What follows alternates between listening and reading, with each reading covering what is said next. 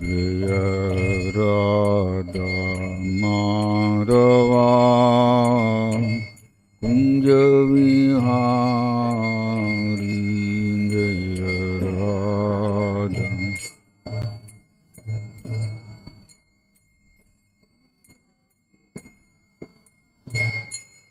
जय गोपी जन वल्लभा गिरिवरधारी जय गोपी जन गिरिवरधारी जय गोपी जन वल्लभा जय गिरिवरधारी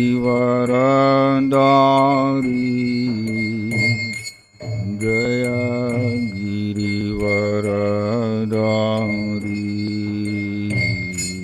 जय गोपी जन वल्लभा जय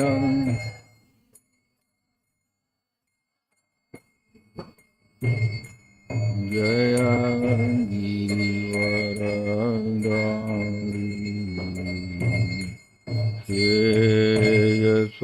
यशोदनन्दन व्रज जनरञ्जन यशोदन व्रज जनरञ्जन यशोदनन्दन व्रज जनरञ्जन यशोदन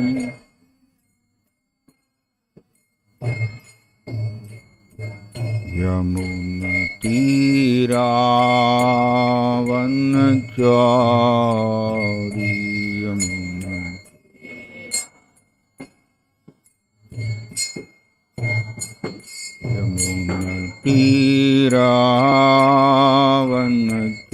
यमुनतीरावनचारी यमुना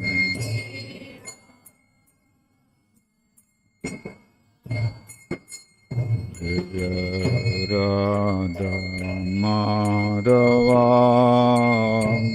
कुंज विहारी जय राधा कुंज विहारी जय राधा माधवा कुंज विहारी जय राधा कुंज विहारी।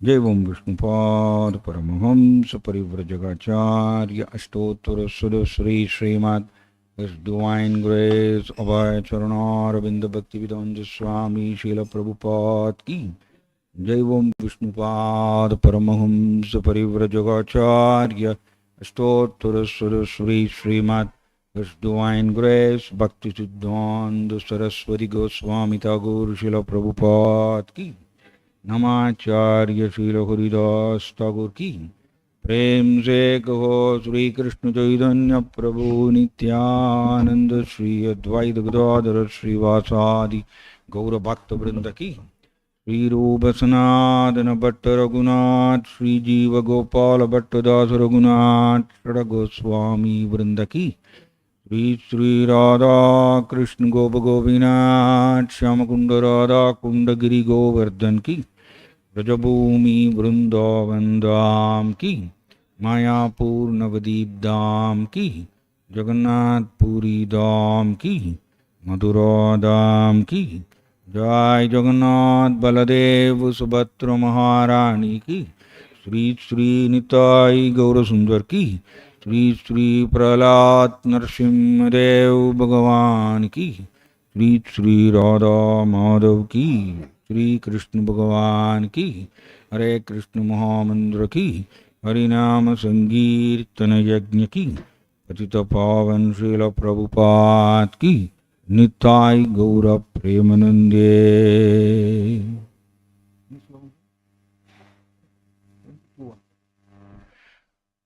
ओम नमो भगवते वासुदेवाय।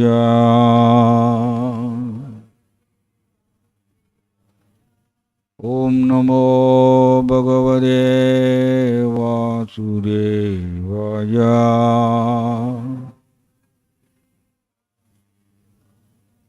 ஓம் நமோ பகவதே வாசுதேவாய.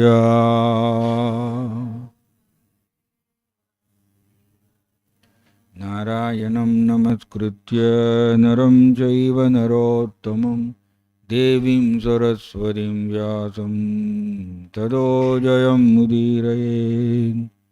Srimad Bhagavatam, Canto 5, Chapter 1, Text 22. Translation and purport by His Divine Grace A.C. Bhaktivedanta Swami Srila Prabhupada Ki. Manur abhi pare naivam pradisandira manoradha surarishi varanu madenatmajam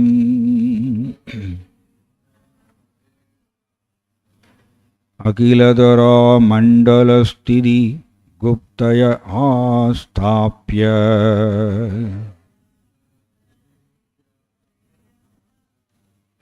स्वयं अदि विषम विषय विष जलाशयासाया उपरराम.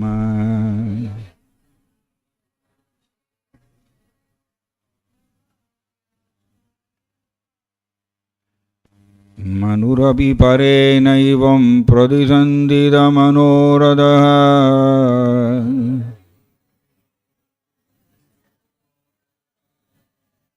सुरर्षिवरानुमदेनात्मजम् अखिलधरामण्डलस्थिति.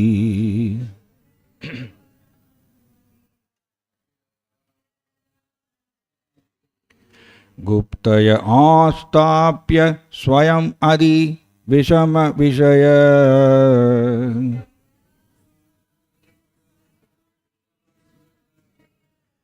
विषजलाशयासाया उपरराम.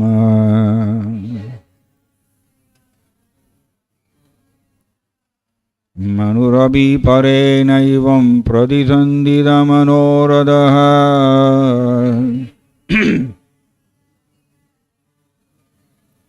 सुरर्षिवरानुमदेनात्मजम् अखिलधरामण्डलस्थिति.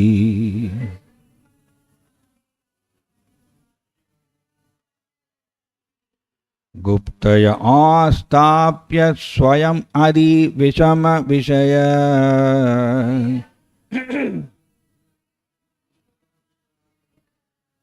विषजलाशयासाया उपरराम.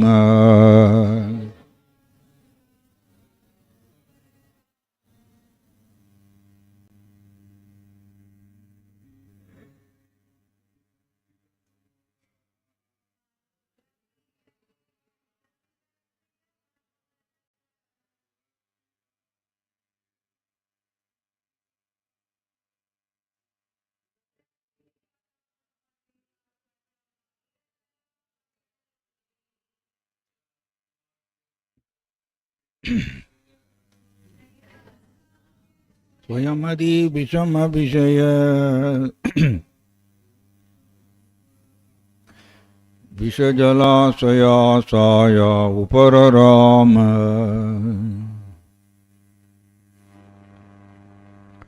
Translation.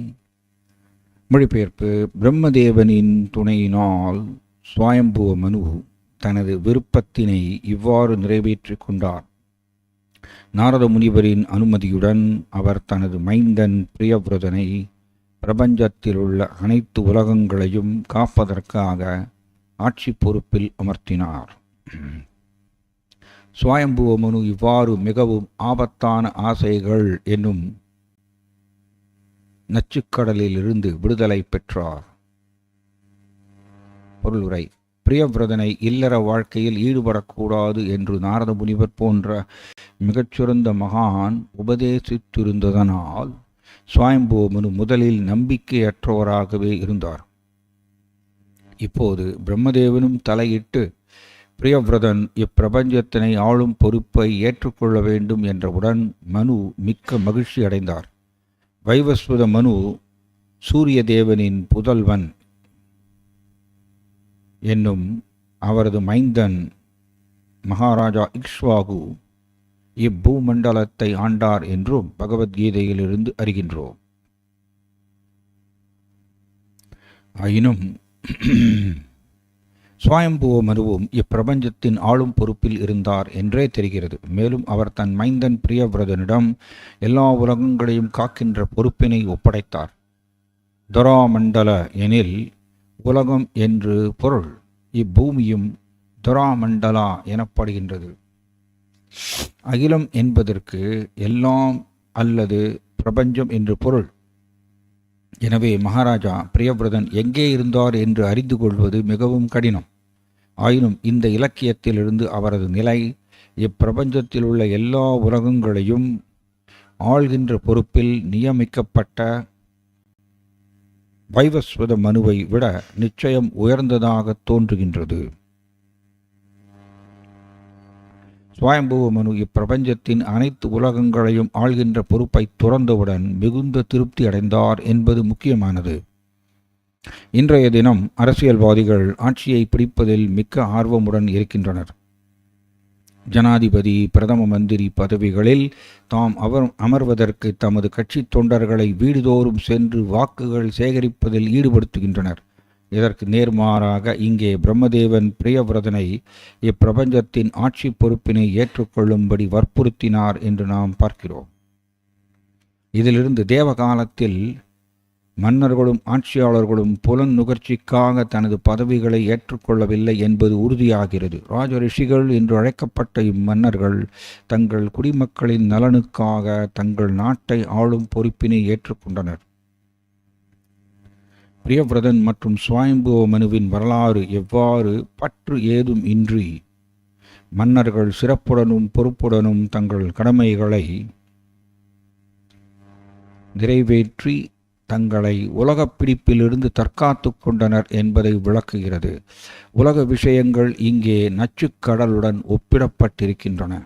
ஸ்ரீல நரோத்தமதாஸ் தாக்கூர் அவர்களின் பாடலிலும் இக்கருத்து விளக்கப்படுகின்றது. சம்சார விஷா அனலே திவானிஷி ஹியா ஜுவாலே ஜுடாய்தே நா கைனு உபாய. எனது இதயம் எப்போதும் உலகியல் வாழ்வின் நெருப்பில் எரிந்து கொண்டிருக்கின்ற இதிலிருந்து வெளியேறும் மார்க்கம் எதுவென நான் அறியாதிருக்கின்றேன். கோலோகேர பிரமதனா ஹரிநாம சங்கீர்த்தனா ரதினா ஜன்மிலக்கேனேதாய. இதற்குரிய ஒரே வழி ஹரிநாம சங்கீர்த்தனமாகும், அதாவது ஹரே கிருஷ்ண மகாமந்திரத்தை ஓதுவதாகும். இம்மந்திரம் ஆன்மீக லோகமான கோலோக பிருந்தாவனத்திலிருந்து பெறப்பட்டதாகும். இதன் மீது கவர்ச்சி இல்லாது இருக்கின்றேனே, நான் எத்தனை பெரிய தீவினையேன். பகவானின் திருவடி தாமரைகளை சரணடைய வேண்டும் என்று மனு விரும்பினார். அதனால் தாமரைகளை சரணடைய வேண்டும் என்று ஆளும் பொறுப்பினை ஏற்றுக்கொண்ட பொழுது சம்திங் ராங் மொழிபெயர்ப்பில்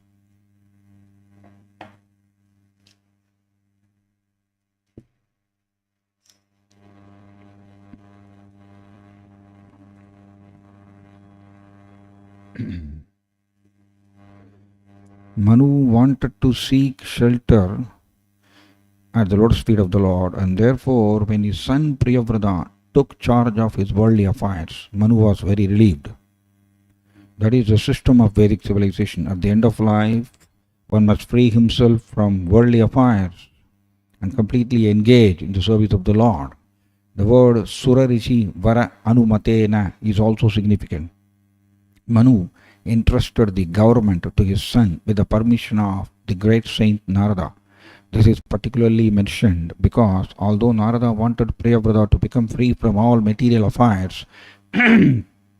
when Priyavrata took charge of the universe by the request of Lord Brahma and Manu, Narada was also very pleased. Om Tat Sat.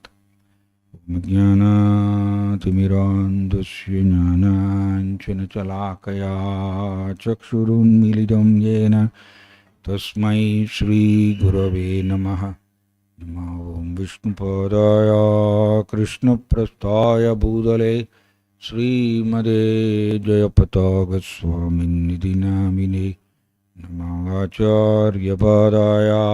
Nitai कृपप्रदायिने गौरगदामदाय नगरग्रामदारिणे नमो विष्णुपादाय कृष्णप्रस्थाय भूतले श्रीमदे भक्तिवेदान्तस्वामिन्निधि नामिने नमस्ते सरस्वती देवे गौरवाणी प्रचारिणे निर्विशेषशून्यवादी पाश्चात्यदेशधारिणे जय श्री कृष्ण चैतन्य प्रभु नित्यानंद श्री अद्वैत गदाधर श्रीवासादि गौरभक्तवृंद हरे कृष्ण कृष्ण कृष्ण हरे हरे हरे राम राम राम हरे हरे हरे कृष्ण.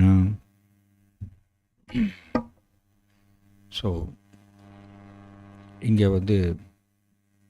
நாரத முனிவர் பிரியவ்ரதா அவரை குடும்ப வாழ்வில் ஈடுபட வேண்டாம் அப்படின்னு நாரத முனிவர் பிரியவ்ரதாவுக்கு இன்ஸ்ட்ரக்ஷன் கொடுத்துருந்தார். அதனால் பிரியவ்ரதா லாங் பீரியடாக அவர் ஃபாரஸ்ட்டில் தபஸ்யா செய்கிறார். இதுக்கு நடுவில்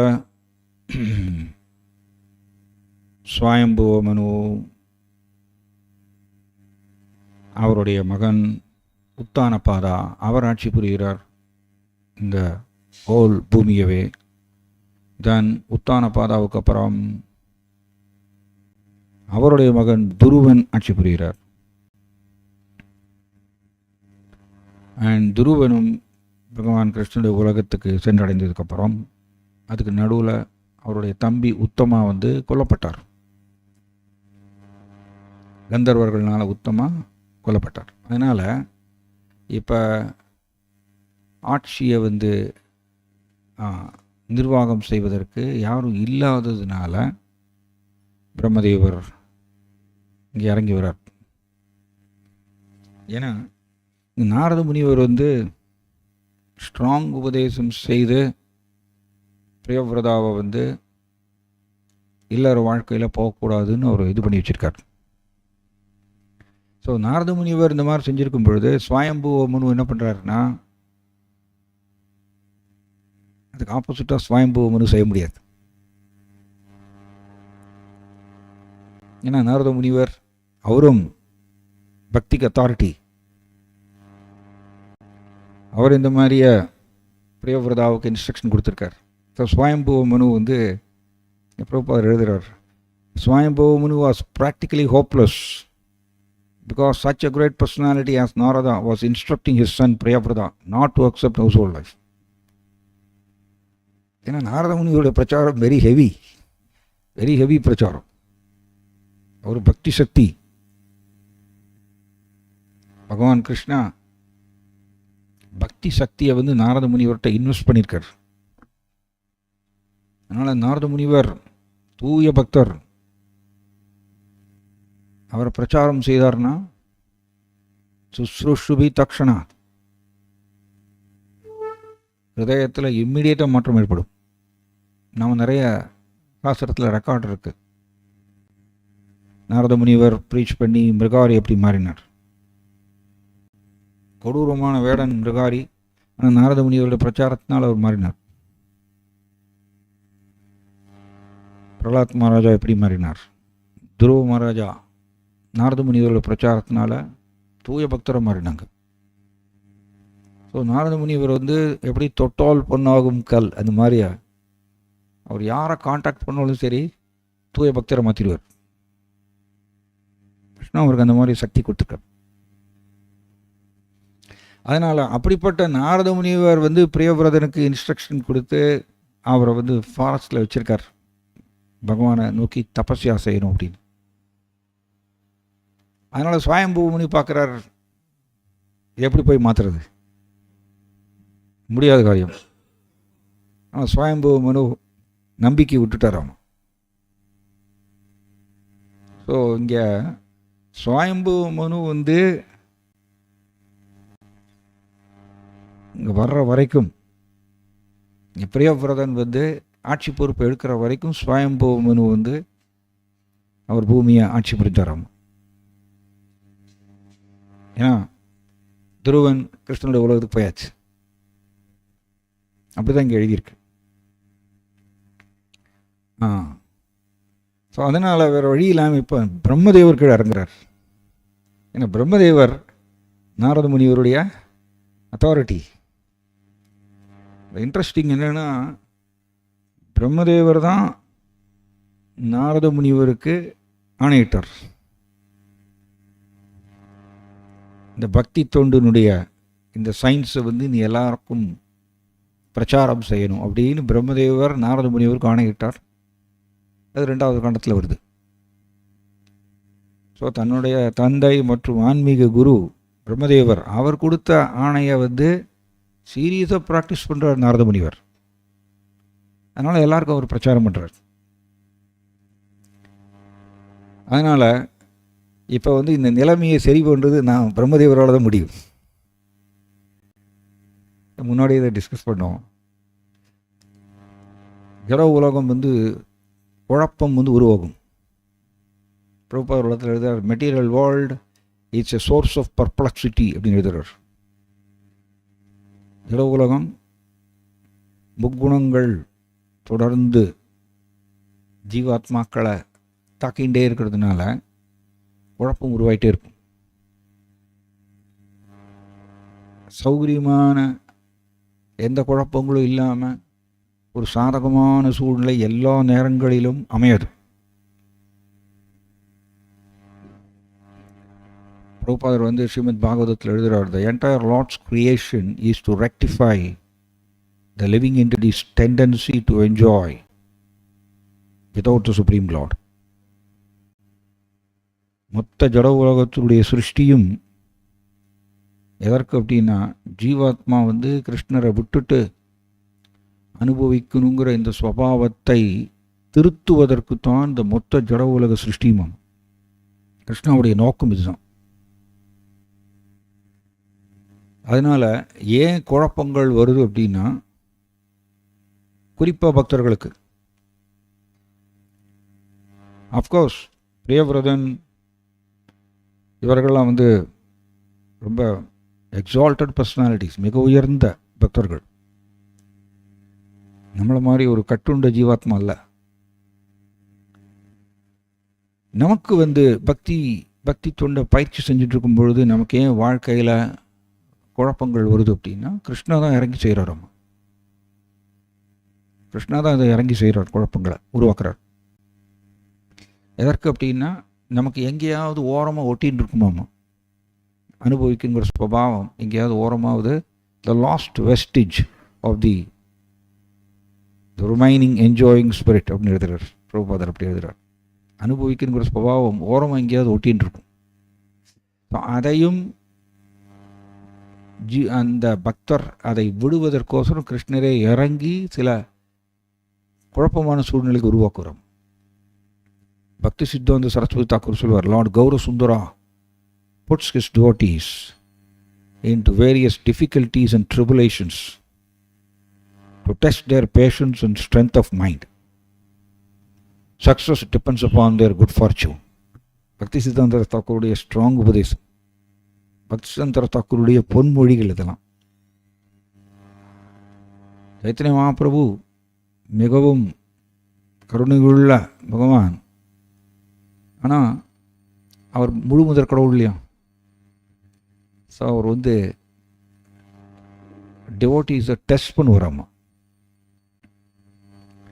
இவர் என்னையவே சார்ந்திருக்காரா, எல்லா சூழ்நிலைகளும் என்னையை மட்டும் விரும்புகிறாரா, இல்லை வேற எதையாவது விரும்புகிறாரா அப்படின்னு கிருஷ்ணா சைத்தன்ய மகாபிரபு டெஸ்ட் பண்ணுவாராம்மா. அதுக்கோசரம் பக்தர்களுக்கு கஷ்டமான சூழ்நிலையில் அழுத்துவாராம்மா. எதுக்கு? நம்மளுடைய பொறுமை மற்றும் மனோபலத்தை டெஸ்ட் பண்ணுறதுக்கோசரம் கிருஷ்ணா அந்த மாதிரி செய்வாராம். நாம் அவரையே சார்ந்து இருந்தால் தான் நம்ம இந்த டெஸ்ட்டில் ஜெயிக்கிறோம். ஸோ இங்கே குழப்பமான சூழ்நிலை வருது. சுவயம்பு மனு நம்பிக்கை இழந்துட்டார். என்ன பண்ணுறது? பிரியவிரதனை ஆட்சி பொறுப்பில் உட்கார்ந்தா தான் நான் ரிட்டையர் ஆக முடியும். சுவயம்புன்னு லாங் பீரியடாக உட்காந்துட்டுருக்கார், யாரும் இல்லை. அதனால் அவர் லாங் பீரியடாக அவர் உட்காந்துட்டுருக்கார் ஆட்சி பொறுப்பில். ஒருத்தர் உட்காந்தா தான். நீங்கள் பார்த்தீங்கன்னா பிராச்சீனா பர்கிசத், ராஜா பிராச்சீனா பர்கிசத், அவருக்கும் நாரத முனிவர் ஸ்ட்ராங்காக பிரச்சாரம் பண்ணுறார். நாரத முனிவர் பிரச்சாரம் பண்ணுற மாதிரியே நிறைய ரெக்கார்ட் சாஸ்திரத்தில் இருக்குது. ராஜா பிராச்சீனா பர்கிசத்துக்கு ரொம்ப ஸ்ட்ராங்காக பிரச்சாரம் பண்ணுறார் நாரத முனிவர். பிராச்சீனா பர்கிசத்துடைய மகன்கள் பிரச்சேதாஸ் ஃபாரஸ்டில் போய் தபஸ்யா செய்கிறாங்க. தபஸ்யா செய்து சித்திகளை வளர்த்து கொண்டு தன் சந்ததியை விருத்தி பண்ணுறதுக்கோசரம் அவர்கள் ஃபாரஸ்ட்டுக்கு தபஸ்யா செய்கிறதுக்கு அவங்க அப்பா அனுப்பிச்சிருக்கார். இதுக்கு நடுவில் நாரத முனிவர் பிராச்சீனா பர்கிசத்துக்கு ஸ்ட்ராங்காக பிரச்சாரம் பண்ணுறார். நாரத முனிவரோட ஸ்ட்ராங் பிரச்சாரம் பிராச்சீனா பர்கிசத் மகன்கள் வர்ற வரைக்கும் வெயிட் பண்ணுறதில்ல. பிரச்சேதாஸ் வரட்டும், அவங்க கையில் இந்த ராஜ்யத்தை ஒப்படைக்கலான்னு அவர் வெயிட் பண்ணலையாமா. அவ்வளோ அர்ஜென்ட்டாமா. ஆன்மீக வாழ்க்கையை கிருஷ்ண பக்தியில் பக்குவம் அடைதல்ங்கிறது அவ்வளோ அர்ஜென்ட் பிஸ்னஸ், அவ்வளோ அர்ஜென்ட் பிஸ்னஸ் ஜீவாத்மாவுடையது.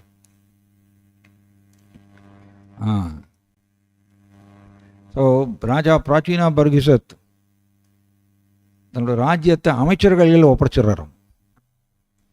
அமைச்சர் கையில் ஒப்படைச்சிட்டு எங்கள் மகன்கள் வருவாங்க, நீங்கள் அவங்களுக்கு கொடுத்துருங்க, நாங்கள் போகிறேன். இப்போ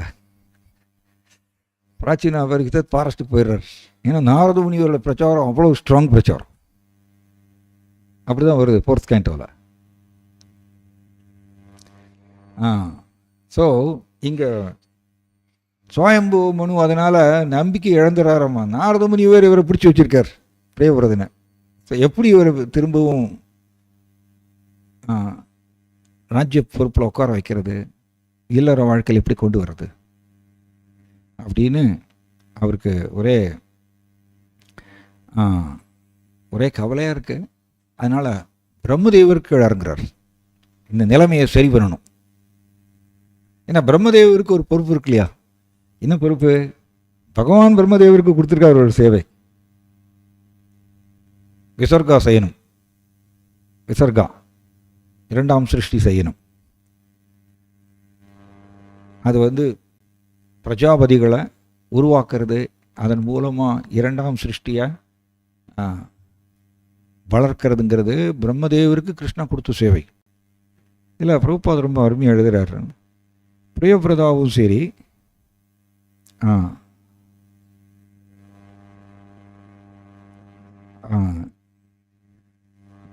இங்கே பிரம்மதேவரும் சரி, சுவயம்புவனும் சரி, எல்லோரும் இங்கே பிரியவிரதா என்ன பண்ணுறாராமா, ஆட்சி பொறுப்பு செய்கிறார், பட் அதே சமயத்தில் பற்று இல்லாமல் செய்கிறாராம். இது வெரி இன்ட்ரெஸ்டிங். இதுதான், இது வெரி இம்பார்ட்டண்ட். ஆர்டிஃபிஷியலாக நாம் ஜட செயல்களை துறக்க முடியாது. நாம் முழு பக்குவம் அடையாத வரைக்கும் நமக்கு விடுதலை கிடையாது. ஜடபரதர் கம்ப்ளீட்டாக எல்லா பற்றிலிருந்து விடுபட்டு கான்ஸ்டண்ட்டாக கிருஷ்ணருடைய ஸ்மரணத்தில் ஆழ்ந்திருந்தார் தனக்குள்ளே. அதனால் கிருஷ்ணா அவரை விடுவிச்சார். அதனால் ஆர்டிஃபிஷியலாக செயற்கையாக நம்ம ஜட செயல்களை துறக்க முடியாது. ஏன்னா ரஜஸ் உந்தி தள்ளும். ஜட செயல்களை செய்வதற்கு ரஜஸ் ஃபோர்ஸ் பண்ணும். அதனால் என்ன பண்ணணும்னா, ஜட செயல்களை துறக்கிறதுக்கு பதிலாக அனாசக்த விஷயம் யதார்கம் உபயுஞ்சதக, இந்த லைன் ரொம்ப முக்கியம். அதுதான் சத்வா, அதுதான் சத்துவகுணம். நேற்று கூட அந்த 18 நாள் வகுப்பில் இதை டிஸ்கஸ் பண்ணிட்டு இருந்தோம். சத்துவகுணம் அப்படின்னா செயல் செய்யணும், பட் பற்றில்லாமல் செய்யணுமா. அனாசக்தஸ்ய விஷயம். விஷயான்னா புலனின்ப பொருட்கள், சென்ஸ் ஆப்ஜெக்ட்ஸ். ஏன்னா ஆசக்தி புலனின்ப பொருட்கள் மேலே பற்று வைத்தால் நமக்கு ஒரு ஹிருதயம்தான் இருக்குது இல்லையா? நமக்கு எல்லாருக்கும் ஒரு ஹிருதயம்தான் இருக்குது. இந்த ஒரு ஹிருதயத்தை நம்ம கிருஷ்ணர் மேலே பற்று வைக்கணும். ஆனால் அந்த ஒரு ஹிருதயத்தை கிருஷ்ணர் மேலே பற்று வைக்காம புலனின்ப பொருட்கள் மேலே பற்று வைத்தால் நேச்சுரலி நம்ம ஹிருதயத்தில் கிருஷ்ணருக்கு இடம் இல்லாமல் போயிடும். ஸோ நம்ம ஹிருதயம் கிருஷ்ணருக்கு கொடுக்கணும். அதனால் ஜட செயல்களை செயற்கையாக துறக்காம, பட் அனாசக்த விஷயம் புலனின்ப பொருட்கள் மேலே பற்று இல்லாமல் நாம் அதை செய்ய பழகணுமா. அப்பொழுது தான் பிரியவிரதன் அப்படி தான் செஞ்சார். பிரியவிரதன் ஆட்சி புரிஞ்சார். சுவாயம்பூவமனும் அப்படி தான். சுவாயம்பூவமனுவும் பூமியவே ஆட்சி புரிந்தார். ஆனால் அவருக்கு பற்று இல்லையாம். ஒரு அருமையான ஒரு நடந்த லீலை. ஜனக மகாராஜாவை பற்றி பகவான் கிருஷ்ணா பகவத்கீதையில் ஒரு பேர் இடம்பெற்றிருக்கு. கிருஷ்ணா வந்து பர்மனண்ட்டாக ஜனக மகாராஜாவோட பேர் பகவத்கீதையில் எழுதிட்டார். ஜனகாதயக அப்படின்னு படிக்கிறோம். ஜனக மகாராஜா வந்து பிரபுபாதரிங்க எழுதுகிறார் ராஜரிஷி எப்படி சொல்கிறார். ராஜரிஷி எப்படி? Thus it is evident that the kings and executive heads of government in the Vedic age never accepted their positions for sense enjoyment. புலனின்பத்துக்கோசரம் ஆட்சி பொறுப்பை இவர்கள் ஏற்றுக்கொள்ளலையாமா. இவர்கள் ராஜரிஷி. ராஜரிஷின்னா என்ன? பிரபுபாதர் எப்படி எழுதுகிறார்? செயின்ட்லி கிங்ஸ்ன்னு எழுதுகிறார்.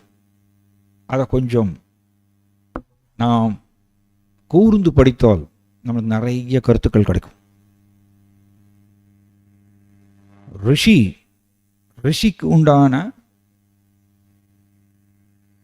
ஆன்மீக தன்மைகள், தெய்வீக தன்மைகள், அதாவது சத்வகுணம். ரிஷிக்கு உண்டான தெய்வீக தன்மைகள் சத்வகுணம் வைத்திருக்க வேண்டும். அதன் துணை கொண்டு ஆட்சி புரியணுமாம். அதுக்கு பேர் தான் ராஜரிஷி. ராஜரிஷியை பார்க்கறது ரொம்ப அபூர்வம், ரொம்ப கடினம். ரிஷிக்கு உண்டான சத்வகுணம், ரிஷினாலே மோஸ்ட்லி சத்வகுணத்தில் தான் இருப்பாங்க ஜென்ரலி, பொதுவாக. ஸோ ரிஷிக்கு உண்டான தெய்வீக தன்மைகள், தெய்வீக குணங்களை வைத்திருக்கணும். தன் சூழ்நிலை அமைந்ததுன்னா, ஆட்சி புரியணுங்கிற சூழ்நிலை அமைந்ததுன்னா, அந்த தெய்வீக கொள்கைகளை, தெய்வீக குணங்களை அதை வைத்துக்கொண்டு ஆட்சி புரியணும். இங்கே வர்ணாசிரமமே பார்த்தீங்கன்னா அப்படிதான். கிருஷ்ணன் ஏற்படுத்திய வர்ணாசிரமம் அப்படிதான். ராஜாக்கள் வந்து பக்கத்திலேயே பிராமண அமைச்சர்களை வச்சுருப்பாங்க. நீங்கள் பார்த்தீங்கன்னா ஈவன் தசரத மகாராஜா, அவருக்கு மகன்கள் இல்லை, வாரிசுக்கு இதே மாதிரி தான், வாரிசு இல்லை. தென் அவர் என்ன பண்ணுறார்? பிராமணிக்கல் கவுன்சில் இருந்ததாம். அப்படி தான் ராமாயணத்தில் அப்படி தான் எழுதியிருக்கு. பிராமணிக்கல் கவுன்சில் வச்சுருந்தாராம்மா. அதில் வந்து வசிஷ்ட ரிஷி, வாமதேவ ரிஷி, இல்லை பெரிய பெரிய ரிஷிகள், இவர்கள் அந்த பிராமணிக்கல் கவுன்சிலில் மெம்பர்ஸாக இருந்தாங்களாம். ஸோ ராஜா வந்து தசரத மகாராஜா கன்சல்ட் பண்ணுறார். இப்போ எனக்கு வந்து மகன்கள் இல்லை, வாரிசு இல்லை, நான் புத்திர காமேஷ்டி யஜ்யம் செய்யணும்னு ஆசைப்படுறேன், உங்களுடைய ஒப்பீனியன் என்ன அப்படின்னு கேட்குறார். தென் பிராமணிக்கல் கவுன்சிலில் இருக்கக்கூடிய வாமதேவ ரிஷி, வசிஷ்ட ரிஷியெல்லாம் ஆமோதிக்கிறாங்க. ஓகே ரைட், உங்களுக்கு புத்திர காமேஷ்டி யஜ்யம் செய்யலாம். எதற்குன்னா, அந்த காலத்தில் வர்ணாசிரமம் வந்து ராஜா வந்து மனம் போன போக்கில் ஆட்சி புரியுறதுங்கிறது கிடையாது. சூழ்நிலை, கஷ்டமான சூழ்நிலை வரும்பொழுது உடனே பிராமண அமைச்சர்கள்ட்ட கன்சல்ட் பண்ணுவாங்க. இதை நீங்கள் அம்பரீஷ் மகாராஜாவோட வாழ்க்கையிலையும் பார்க்கலாம். அம்பரீஷ் மகாராஜாவும் ராஜரிஷி. அவருக்கு ஒரு குழப்பம் வந்தது. எல்லாருக்கும் பாருங்க வாழ்க்கையில் குழப்பம்ங்கிறது வருத்தம் செய்யும். ஏன்னா ஜட உலகம் அப்படிதான். முக்குணங்களுடைய உந்துதலால் ஜட உலகத்தில் குழப்பங்கள் ஏற்படத்தான் செய்யும். அவ்வளோ பெரிய அற்புதமான பர்சனாலிட்டி அம்பரீஷ் மகாராஜா. அவர் வாழ்க்கையிலையும் குழப்பம் வந்ததில்ல. அம்பரீஷ் துர்வாச முனிவர் அவர் ராஜ்யத்துக்கு வரார், எல்லாம் தெரியும், உங்களுக்கு எல்லாருக்கும் தெரியும். துர்வாச முனிவர் கோவம் வந்துடுது. பெரிய ரிஷி, அவருக்கு கோவம் வந்துடுது. எப்படி கையாள்வது? உடனே அம்பரீஷ் மகாராஜ் என்ன பண்ணுறார்? அமைச்சர்கள்ட்ட கேட்குறார். பிராமண அமைச்சர்கள். இந்த பிராமண அமைச்சர்கள் எப்படி? வேத சாஸ்திரங்களில் நிபுணர்கள் அவர்கள். ஒரு சூழ்நிலை வரும்பொழுது, குழப்பமான சூழ்நிலை வரும்பொழுது வேத சாஸ்திரங்கள் அதில் இருக்கக்கூடிய வழிகாட்டுதல் எடுத்து கொடுப்பாங்களாமா. அதில் அவங்க எக்ஸ்பர்ட். அவங்க அதுக்கு தான் பிராமண அமைச்சர்களை பக்கத்தில் வச்சுட்டு இருந்தாராம்மா ராஜாக்கள். அந்த காலத்தில் கன்சல்ட் பண்ணுவாங்க உடனே வேத சாஸ்திரங்கள்லேருந்து. ஏன்னா நம்மளுக்கு மேனுவல் சாஸ்திரம் தான். மனுஷன் வாழ்க்கை நடத்த வேண்டியது சாஸ்திரங்களை வைத்து தான் வாழ்க்கை நடத்தணும். எஸ் சாஸ்திர விதி உத்ஸ்ருஜ்ய வரதுதே காமகாரதக நசசித்திமவாப்னோதி நசுகம் ந பராம் கதிம். சாஸ்திர விதிகளை புறக்கணித்து மனம் போனும் போக்கில் செயல்பட்டால், ஜாய் ஜெகநாத் பலதேவ் சுபத்ர மகாராணிக்கு, சாஸ்திர விதிகளை புறக்கணித்து மனம் போன போக்கில் செயல்பட்டால் நசசித்திம் அவாப்னோதி, பக்குவம் அடைய முடியாது. அண்ட் சுகம் கிடைக்காது. ந பராம் கதி, மிக உயர்ந்த இடமாகிய கிருஷ்ணனுடைய உலகத்தை சென்று அடைய முடியாது. சாஸ்திர விதிகளை புறக்கணித்து மனம் போன போக்கில் செயல்பட்டார். ஏன்னா சாஸ்திர விதிகள் கட்டுண்ட ஜீவாத்மாவாகிய நமக்கு, நாம் கிருஷ்ணர் மேலே பிரேமை வளர்த்து கொண்டாச்சுன்னா எந்த சாஸ்திரமும் தேவையில்லைங்க. ஹரிதாஸ் தாக்கூருக்கு எந்த தத்துவமும் தேவையில்லை. ஏன் அப்படின்னா நாமத்திலிருந்தே எல்லா விதமான தெய்வீக ஞானங்களையும் பெற முடியும். ஜோலினஸ் பானுஸ்வாமி மகாராஜ் சொல்வார், நாமமே தெய்வீக ஞானங்களை உள்ளடக்கியதாக இருக்கு. நாமத்திலிருந்தே எல்லா விதமான ரியலைசேஷன், உணர்ந்த அறிவு, அதை பெற முடியும். அந்த மாதிரி ஒரு பர்சனாலிட்டி ஹரிதாஸ் தாக்கூர். அதனால் அவருக்கு சாஸ்திரம் தத்துவங்களை எல்லாம் ஞாபகப்படுத்தி கொள்ளணும், தத்துவங்களை ஞாபகப்படுத்தி நம்மளோட மனசை கட்டுப்படுத்தணும், இதெல்லாம் அவருக்கு தேவையில்லை. பிரேமை நிலையில் இருந்தவர். பட் நமக்கு அப்படி இல்லை. நம்ம கட்டுண்ட நிலையில் இருக்கிறதுனால சாஸ்திரம் தான் நம்மளுக்கு மேனுவல், சாஸ்திரம் தான் நம்மளுக்கு வழிகாட்டி, கையேடு. ஒரு குழப்பமான சூழ்நிலை வரும் பொழுது நாம் மனசை நம்ப முடியாது, நம்பக்கூடாது. ஏன் நம்பக்கூடாதுன்னா மனம் பொதுவாக ரஜஸில் தான் இருக்கும். கட்டுண்ட நிலையில் ரஜசன் தமசுடைய கட்டுப்பாட்டில் தான் மனம் இருக்கும் பொதுவாக. அதனால் சாஸ்திர உபதேசங்கள், சாஸ்திர கொள்கைகள், அதை ஞாபகப்படுத்தி அதன் பிரகாரம் டெசிஷன் எடுக்கணும்.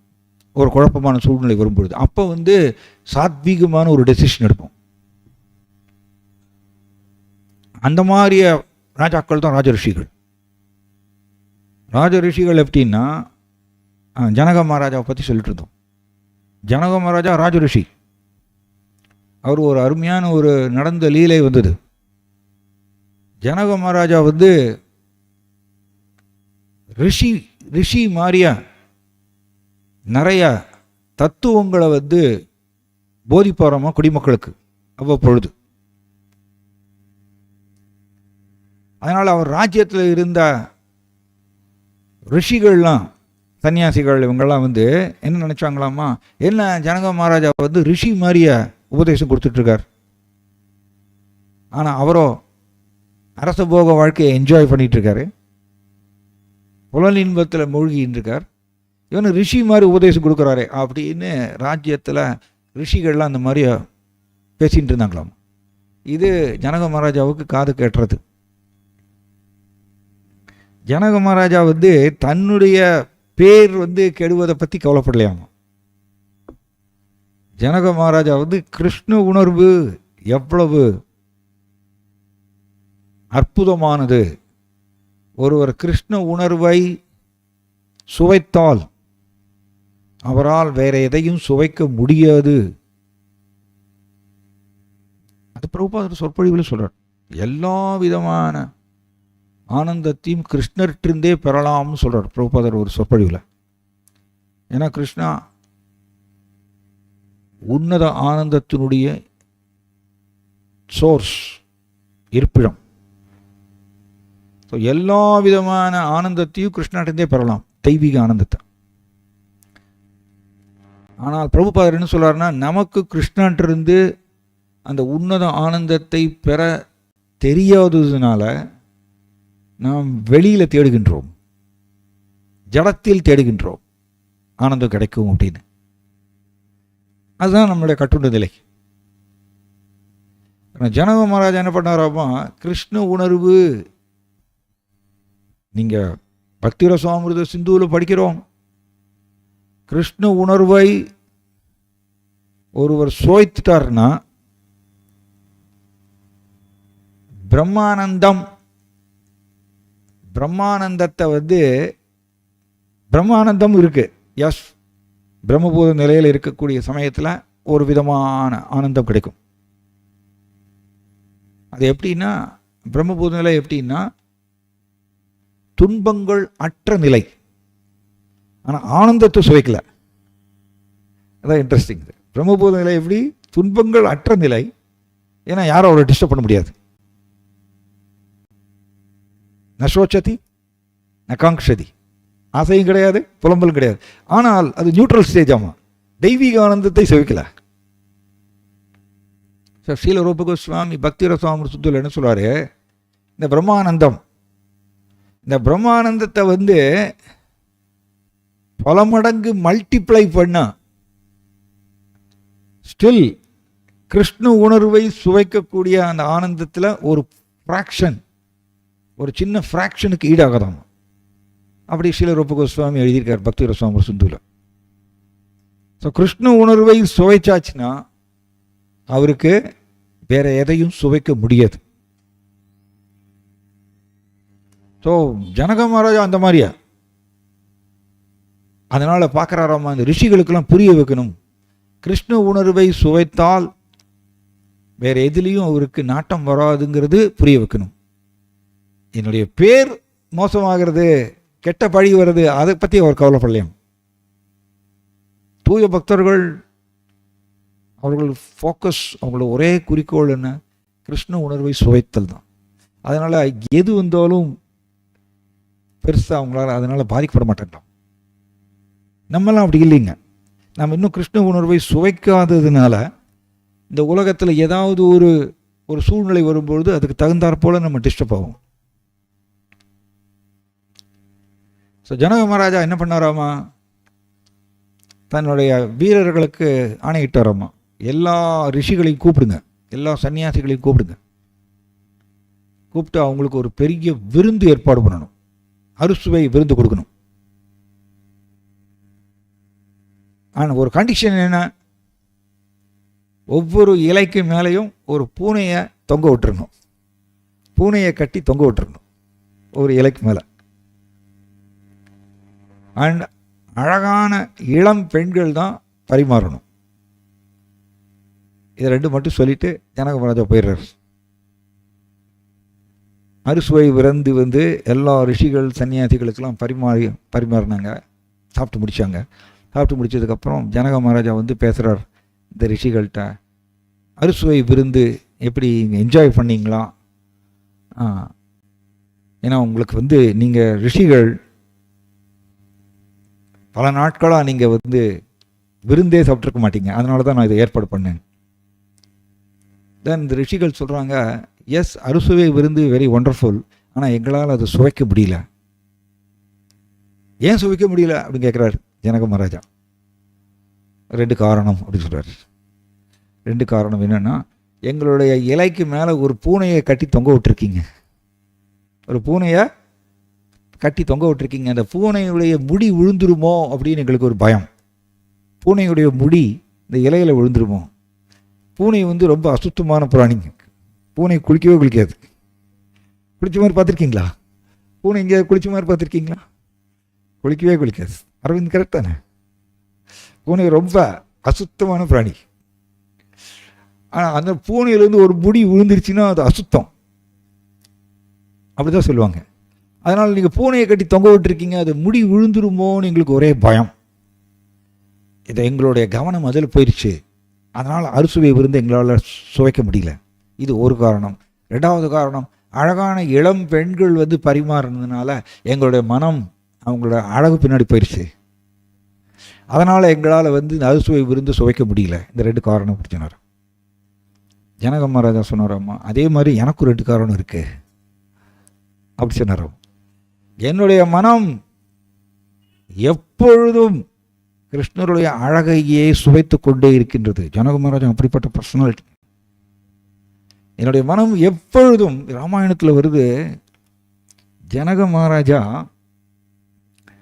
விஸ்வாமித்திர ரிஷி வந்து ராமா லக்ஷ்மணாவை கூட்டின்னு வர்றார் இல்லையா, அந்த சீதாதேவியுடைய ஸ்வயம்பரத்துக்கு கூட்டின்னு வர்றார். அப்போ ஜனக மகாராஜா தூரத்துலேருந்து பார்க்குறாராம்மா ராமாவை பார்த்த உடனே இம்மிடியட்டாக அவருக்கு புரியுறதாம்மா. இன்ட்ரடக்ஷன் கூட இல்லை. ராமாவை பார்த்த உடனே இம்மிடியட்டாக அவருக்கு புரியுறதாம்மா ஜனக மகாராஜாவுக்கு, இவர் முழுமுதற் கடவுளாக இருக்கணும் அப்படின்னு. ஏன்னா என்னுடைய மனம் இவரை நோக்கி நோக்கி போயிட்டே இருக்கு. என்னுடைய மனம் இவரை நோக்கி இயல்பாக போயிட்டே இருக்கு. இப்போ இவர் முழுமுதற் கடவுளாக இருக்கணும். ஏன்னா ஜனக மகாராஜா வந்து பகவானுடைய கிருஷ்ணனுடைய தெய்வீக அழகில் எப்பொழுதும் தன்னோட மனதை பறி கொடுத்தவராம். அதனால் ராமாவை பார்த்த உடனே அவருக்கு கவர்ச்சியாமா, இவர் முழுமுதற் கடவுளாக இருக்கணும் அப்படி. ஸோ என்ன சொல்கிறாரு, என்னுடைய மனம் எப்பொழுதுமே கிருஷ்ணனுடைய அழகை சுவைத்து கொண்டே இருந்ததுனால என்னால் அரச போக சுகங்களை என்னால் என்ஜாய் பண்ண முடியல அப்படின்னு ஒரு காரணம். 2வது காரணம் என்ன சொல்கிறாருன்னா, நீங்களாம் நினச்சின்னு இருக்கீங்க நான் அரசு போக வாழ்க்கை சுகபோகத்தை நான் என்ஜாய் பண்ணிட்டு இருக்கேன்னு. ஆனால் ராஜ்யம் அப்படின்னு சொல்லும்போது நிறைய குழப்பங்கள் வந்துட்டே தான் இருக்கும். அதை எதிர்கொள்றதுல எனக்கு வந்து ஈடுபட்டதுனால இந்த அரசு போகத்தை சுகங்களை என்னால் என்ஜாய் பண்ண முடியல. இது 2வது காரணம் அப்படி சொன்னார். பட் இந்த பாயிண்ட் என்ன அப்படின்னா, ஜனக மகாராஜா வந்து கிருஷ்ணருடைய அழகில் தன்னுடைய மனதை பறிகொடுத்தவராமா. அதனால் அவரோட மனம் திரும்ப திரும்ப கிருஷ்ணரையே சுற்றி சுற்றி வந்துட்டே இருக்காமா. ஜஸ்ட் ராஜ்யத்தை ஒரு கடமையாக அவர் செஞ்சாராம். இதே மாதிரி தான் நீங்கள் யுதிஷ்டிர மகாராஜாவும். யுதிஷ்டிர மகாராஜாவுக்கும் ஆட்சி பொறுப்பில் உட்காரணுங்கிற ஆசையெல்லாம் கிடையாது. அது ப்ராக்டிக்கலாக எங்கே பார்க்கலான்னா, கிருஷ்ணா விரும்பினாராம் யுதிஷ்டிர மகாராஜா பூமிக்கே பேரரசராக உட்காரணும் அப்படின்னு. ஏன்னா அவர் இருந்தார்னா எல்லாருக்கும் கிருஷ்ண உணர்வு சூழ்நிலை ஏற்படுத்துவார் அப்படின்னு கிருஷ்ணா விரும்பினார். கிருஷ்ணாவுக்கு ஒரு பெரிய பொறுப்பு இருக்குல்ல, தன்னோட குழந்தைகளாகிய ஜீவாத்மாக்களை தன் பக்கம் திருப்பணும்னு கிருஷ்ணாவுக்கு ஒரு பெரிய பொறுப்பு இருக்குது. அவர் பயங்கர ஹேங்கரிங், அவருக்கு இயக்கம். அதனால் கிருஷ்ணா வந்து அவ்வப்பொழுது தன்னுடைய அந்தரங்க பக்தர்களை பயன்படுத்துவார். இந்த மாதிரி டஃப் சர்வீஸ் பண்ணுறதுக்கு, டஃப் ரோல் பண்ணுறதுக்கெல்லாம் கிருஷ்ணா பயன்படுத்துவார். அவர்கள் கிருஷ்ணாவுக்கோசரம் அதை எடுத்துப்பாங்களாமா. ஏன்னா கிருஷ்ணா மேலே இருக்கக்கூடிய பிரேமையினால் கிருஷ்ணா கொடுக்கக்கூடிய இந்த கஷ்டமான சேவையை அவங்க எடுத்துப்பாங்களாம். எதை வேணும் செய்கிறதுக்கு அவங்க தயாராகும். ஸோ யுதிஷ்டிர மகாராஜாவை வந்து பூமிக்கே பேரரசராக உட்கார வைக்கணும். ஏன்னா அதன் மூலமாக பொதுமக்களுக்கு கிருஷ்ண உணர்வு கிடைக்கணும் அப்படின்னு கிருஷ்ணனுடைய விருப்பம். அதனால் கிருஷ்ணா வந்து உங்களுக்கு எல்லாருக்கும் தெரியும், மகாபாரத போர் இது பண்ணி அவர் தான் சூத்திரதாரி. மகாபாரத போரை நடக்க வச்சு தென் துரியோதனன் எல்லாம் ரிமூவ் பண்ணி, துரியோதனன் துச்சாதனன் இவங்களெல்லாம் கொன்று கடைசியில் யுதிஷ்டிர மகாராஜா உட்கார வச்சிடுறாரு. யுதிஷ்டிர மகாராஜாவுக்கு பெருசா நீங்கள் பார்க்கலாம், அர்ஜுனாவுக்கே வந்து அவ்வளோ பெரிய மாவீரன், ஆனால் அர்ஜுனாவுக்கே பாருங்கள் அந்த டிட்டாச்மெண்ட்டை நீங்கள் காமிக்கிறார், பற்றின்மை. ஏன்னா இவர்களும் ராஜரிஷிகள்ங்க, இவர்களும் ராஜரிஷிகள். நீங்கள் முதல் அத்தியாயத்தில் பார்த்தீங்கன்னா அர்ஜுனா வந்து என்ன சொல்கிறாரு, எதுக்கு என்னுடைய சகோதரர்கள் கௌரவர்கள், என்னுடைய குரு, மதிப்புக்குரிய குரு துரோணாச்சாரியார், அன்புக்குரிய தாத்தா பீஷ்மதேவர், இவர்களெல்லாம் நான் எதுக்கு நான் கொல்லணும்? இவர்களை கொன்று அந்த பிளட் மேலே நான் என்னோடய ராஜ்யத்தை அமைக்கணுமா? வேண்டாம், பேசாமல் நான் வந்து ஃபாரஸ்ட்டுக்கு போய் நான் பிக்ஷை எடுத்து நான் வாழ்க்கை நடத்திக்கிறேன் அப்படின்னு சொல்கிறார். இது ஏன் அப்படின்னா, அர்ஜுனா பகவான் மேலே சக்கிய பிரேமை நிரம்பிய ஒரு பக்தராக இருந்ததுனால ஹிருதயத்தில் பக்தி உதயம் ஆயிடுச்சுன்னா ஹார்ட் சாஃப்ட் ஆயிடும். அவர்களால் மற்றவர்களுக்கு துன்புறுத்தல் பண்ண முடியாது. ரஜஸ் இருந்தால் தான் மற்றவர்களை துன்புறுத்தணும் அப்படிங்கிற இந்த சிந்தனையெல்லாம் வரும். இவர்களோ சக்கிய பிரேமையில் இருப்பவர், அதனால் எதற்கு இவர்களை போய் நான் துன்புறுத்தணும்? அண்ட் ஆல்சோ பற்றின்மை வருது பாருங்க. ரெண்டு ஏகப்பட்ட குவாலிட்டிஸ் துணிக்கிறதுங்க அந்த ஒரு ஸ்டேட்மெண்ட்டில். நான் பேசாமல் நான் வந்து எல்லாம் காட்டுக்கு போய் நான் பிக்ஷை எடுத்து ஜீவனம் படிக்கிறேன். இதில் இருக்கக்கூடிய அர்ஜுனாவுடைய தெய்வீக குணங்களை நாம் கண்டுபிடிக்கணும்.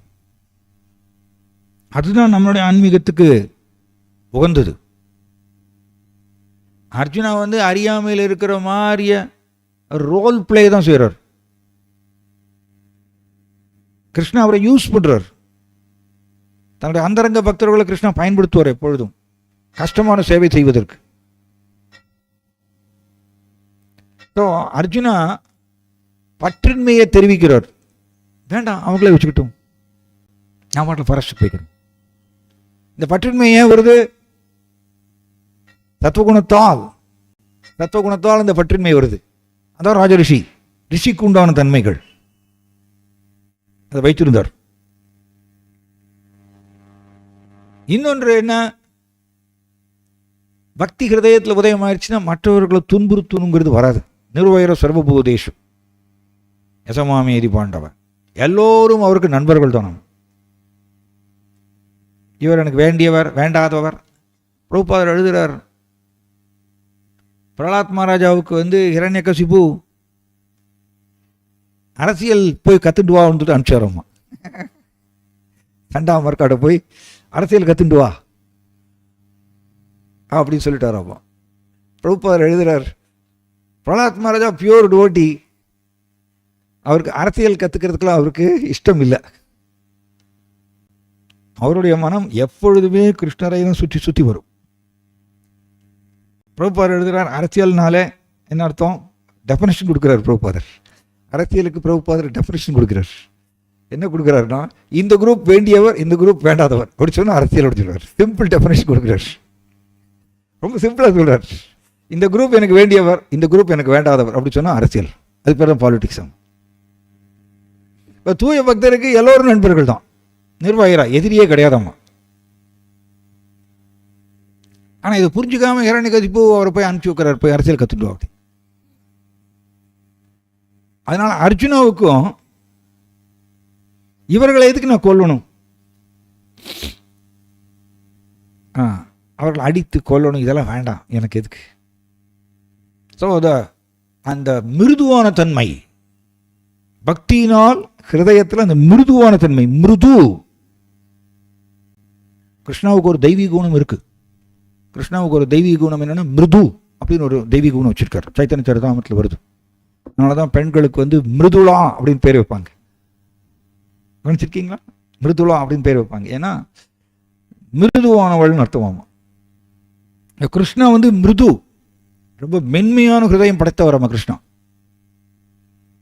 அதனால தூய பக்தர்களும் தூய பக்தியை ஹிருதயத்தில் வைத்திருக்கிறதுனால அவர்களும் மென்மையான ஹிருதயம் வைத்திருப்பவர்கள். இது பக்தியினுடைய எஃபெக்ட் இது. அதனால் அவங்க வந்து யாரையும் துன்புறுத்த முடியாது. ஸோ அதனால தான் சாஃப்ட் ஹார்ட்டட் டிவோட்டின்னு எழுதுகிறார் பிரபுபாதர். அர்ஜுனா வந்து சாஃப்ட் ஹார்ட்டட் டிவோட்டி, மிருதுவான ஹிருதயம் படைத்தவர். அதனால் எதுக்கு இவர்களை கொல்லணும்? ஸோ ஒரு ஸ்டேட்மெண்ட்டில் எவ்வளவு தெய்வீக குணம் புதைந்திருக்கு பாருங்க. அர்ஜுனாவுடைய பற்றின்மையை துணிக்கிறது சத்வகுணம், தென் அவருடைய மிருதுவான தன்மை பக்தியினால் அவருக்கு ஏற்பட்ட மிருதுவான ஹிருதயம். இதை தான் நம்ம கண்டுபிடிக்கணும். இதே மாதிரியே நீங்கள் யுதிஷ்டிர மகாராஜாவும் பார்க்கலாம். எதுக்கு சொல்ல வரோன்னா, அர்ஜுனாவுக்கு ராஜ்யத்தை ஆட்சி புரியுங்கிற பெருசாக இன்ட்ரெஸ்ட்லாம் கிடையாது. கிருஷ்ணன் சொன்னதுனால செய்கிறாங்க. பிரபுபாதர் எழுதுகிறார், I took the burden of preaching and sacrificed my Vrindavan life அப்படின்னு எழுதுகிறார். இப்படி கிருஷ்ணா வந்து சம்டைம்ஸ் தன்னுடைய அந்தரங்க பக்தர்களுக்கு டஃப் சர்வீஸ் கொடுப்பார். அதை அவங்க எடுத்துப்பாங்க, ஏன்னா கிருஷ்ணா மேலே இருக்கக்கூடிய பிரேமையினால. அதே மாதிரி பிரபுபாதரும் அவருடைய ஆன்மீக குரு பக்தி சித்தாந்த சரஸ் தாக்கூர்,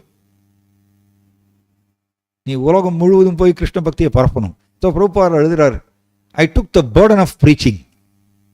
பிரச்சாரங்கிற ஒரு பலு பெரிய பாரம்ங்க. அது ஜீவாத்மாவை திருத்துறது வந்து வெரி டஃப். ஸோ அந்த ஒரு பாரத்தை நான் எடுத்துனேன் அண்ட் என்னுடைய பிருந்தாவன வாழ்க்கையை நான் தியாகம் பண்ணேன் அப்படின்னு எழுதுறார். இது கஷ்டமான சேவை பக்திவேதாந்த தாக்கூர் அவர் கொடுத்துருக்கார். பிரபுபாதர் அதை செஞ்சார். அதே மாதிரி தான் கிருஷ்ணா யுதிஷ்டிர மகாராஜாவுக்கு இந்த சேவை கொடுக்குறார். எதுக்கு இதை டிஸ்கஸ் பண்ணுறோம்னா, அவங்க ராஜ்யம் செஞ்சாங்க, ஆனால் பற்று இல்லை, அனாசக்த விஷயம். கிருஷ்ணரை தவிர்த்து வேறு எது மேலேயும் பற்று இல்லாமல் ஜஸ்ட் டியூட்டியை அவங்க அதை செஞ்சாங்க. அதே மாதிரி தான் பிரியவர்தனும். ப்ராக்டிக்கலாக எப்படி பார்க்கலாம்? யுதிஷ்டிர மகாராஜாவை ஆட்சி பொறுப்பில் கிருஷ்ணா உட்கார வச்சிடுறார். யுதிஷ்டிர மகாராஜா ஆட்சி புரிகிறார். தென் கிருஷ்ணா லீலைகளை முடித்து கொண்டு அவர் கோலோக பிருந்தாவனம் போயிட்டார் அப்படின்னு இந்த செய்தி அர்ஜுனாட்டிருந்து கேட்டு தெரிஞ்சுக்கிறார். அர்ஜுனாவை வந்து அனுப்புகிறார், துவாரகாவுக்கு அனுப்புகிறார். அர்ஜுனா துவாரகாவில் போய் பார்த்துட்டு திரும்பி வர்றார். திரும்பி வரும்பொழுது அர்ஜுனா உடஞ்சி போயிட்டாராம். ஸ்ட்ரென்த்தே இல்லையாமா. அவர் காண்டீபத்தை தூக்கி எத்தனை வீரர்கள் அடித்தார் மகாபாரத போரில், ஆனால் அர்ஜுனா வந்து ஸ்ட்ரென்த்தே இல்லாமல் தொஞ்சு போய் வந்தாராமா. இப்போ கிருஷ்ணா யுதிஷ்டிர மகாராஜா கேட்குறாராமா. அர்ஜுனாவை பார்த்துட்டு அவருக்கு நிறைய கேள்வி கேட்குறாரு. அண்ட் யுதிஷ்டிர மகாராஜா நிறைய அபசகுனங்களை எல்லாம் பார்க்குறாரம்மா. நிறைய கேள்வி கேட்குறார். கடைசியில் என்னுடைய உயிர்க்குயிரான கிருஷ்ணா எப்படி இருக்கார் அப்படின்னு கேட்குறார். அப்போ அவர் சொல்கிறார், அர்ஜுனா என்னுடைய பிரியமான நண்பர் கிருஷ்ணா அவர் லீலைகளை முடித்து கொண்டு போயிட்டார் அப்படின்னு அவர் உடஞ்சி போயிடுறார். அண்ட் அர்ஜுனா வந்து வெரி பியூட்டிஃபுல் அந்த சீன்.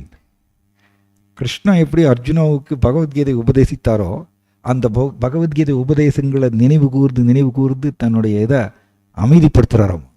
இந்த பிரிவினால் இயங்கக்கூடிய அந்த அந்த சீன் எங்கே நீங்கள் பார்க்கலாம்.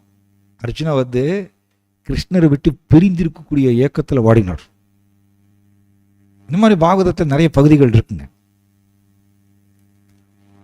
கிருஷ்ணா லீலைகளை முடித்து கொண்டு போயிட்டார் அப்படின்னு யுதிஷ்டிர மகாராஜாவுக்கு தெரிந்த உடனே யுதிஷ்டிர மகாராஜா என்ன பண்ணுறார்? கிருஷ்ணாவே என்னோட உயிருக்குயிரான கிருஷ்ணா, கிருஷ்ணதானா பிரான், என்னோட பிராணா, என்னோட உயிர் பூச்சி கிருஷ்ணா, என்னுடைய சொத்து கிருஷ்ணா, அவரே லீலைகளை முடித்து கொண்டு போயிட்டார். நான் இனிமேல் எதுக்கு இருக்கணும்? நான் இன்னும் ஆட்சி புரியணும். கிருஷ்ணாவுக்கோசரம் தான் நான் ஆட்சி புரிந்தேன். அவர் லீலைகளை முடித்து போயிட்டான். அப்போ பற்றின்மை தெரியுது பாருங்க யுதிஷ்டிர மகாராஜாவுக்கு. அதனால தான் ராஜ ரிஷி. அவர்களுக்கு பற்றுக்கள்லாம் கிடையாதுங்க. அதான் ரிஷிக்கு உண்டான தெய்வீக குணங்களை வைத்திருந்தவர். கிருஷ்ண சொன்னதுனால சூழ்நிலைக்கோசரம் ராஜாவாக இருந்தார். அதனால தான் அந்த ராஜ்யம் எப்படின்னா தெய்வீக கொள்கைகளை வைத்துக்கொண்டு ராஜ்யம் செய்வாங்க. அதனால தான் அவருக்கு அஜாத சத்ருவக, அவருக்கு எதிரியே கிடையாதாம்மா. யுதிஷ்டிர மகாராஜாவுக்கு எதிரியே கிடையாதாம்மா, எதிரியே பிறக்கலையாமா. எப்படிங்க அது?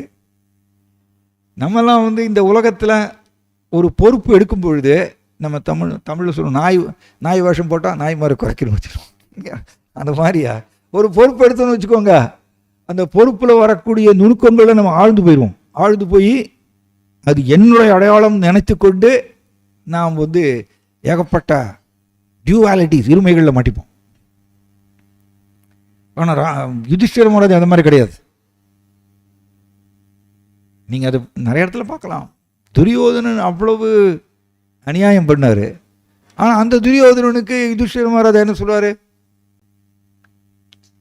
இந்த சித்ராங்கதன், கந்தர்வர்களுடைய ராஜா சித்ராங்கதன் துரியோதனனை அரெஸ்ட் பண்ணிடுறாரு. அரெஸ்ட் பண்ண உடனே யுதிஷ்டிர மகாராஜ், இது பாருங்க, இந்த காழ்ப்புணர்ச்சி கிடையாது. இந்த காழ்ப்புணர்ச்சின்னு சொன்னாலே ரஜஸ் இருந்தால் தான் அந்த காழ்ப்புணர்ச்சி வரும். அப்படிப்பட்ட பியூட்டிஃபுல் பர்சனாலிட்டி யுதிஷ்டிர மகாராஜா.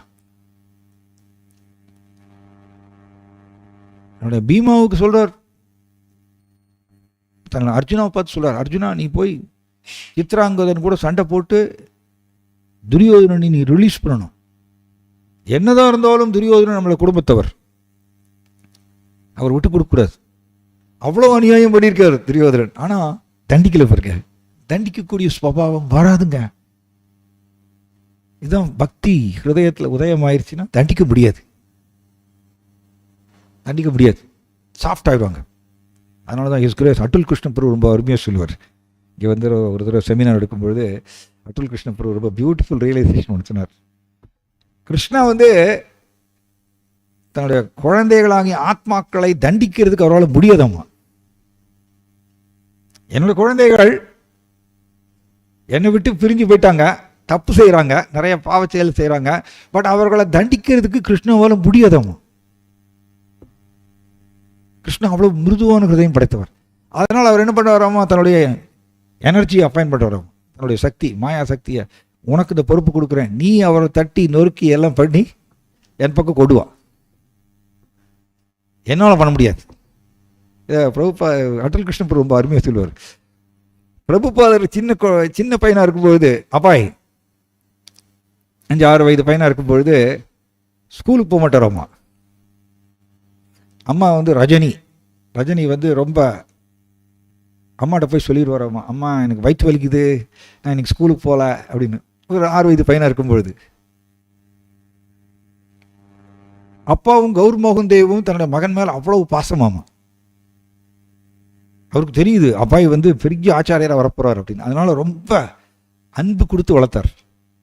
அதனால சின்ன பையனாக இருக்கும்பொழுது அப்பாய் ஸ்கூலுக்கு போக மாட்டேன்னு சொல்லுவாரப்பா, ஏதோ காரணம் சொல்லுவாரப்பா. அதனால கௌர் மோகன் தேவ் பார்த்தாராம்மா, என்னுடைய பையனை என்னால் கண்டிக்க முடியாது, என் பையன் மேலே எனக்கு அவ்வளவு அன்பு. அந்த காலத்திலேயே கௌர் மோகன் தேவ் என்ன பண்ணாராமா, ஒரு வேலைக்காரி அப்பாயின்ட் பண்ணாராமா. ஒரு வேலைக்காரி அப்பாயின்ட் பண்ணி அந்த காலத்தில் மாதம் 5 ரூபா சம்பளம் கொடுத்தாராமா. பெரிய அமௌண்ட்டுங்க அந்த காலத்தில். 5 ரூபா சம்பளம் உனக்கு என்ன, உனக்கு வேலை, என்னோட பையனை எப்படியாவது ஸ்கூலில் கூட உட்கார வைக்கணும். என்னால் முடியல, ஏன்னா என்னோடய பையனை கண்டிக்கிறது என்னால் முடியாது. என் பையன் மேலே எனக்கு அவ்வளோ அஃபெக்ஷன்.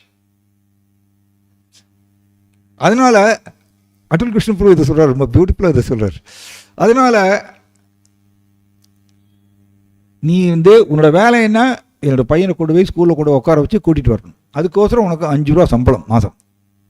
இதே மாதிரி தான் கிருஷ்ணாவும் பண்ணுறார். என்னோட குழந்தைகளை என்னால் தண்டிக்க முடியாது.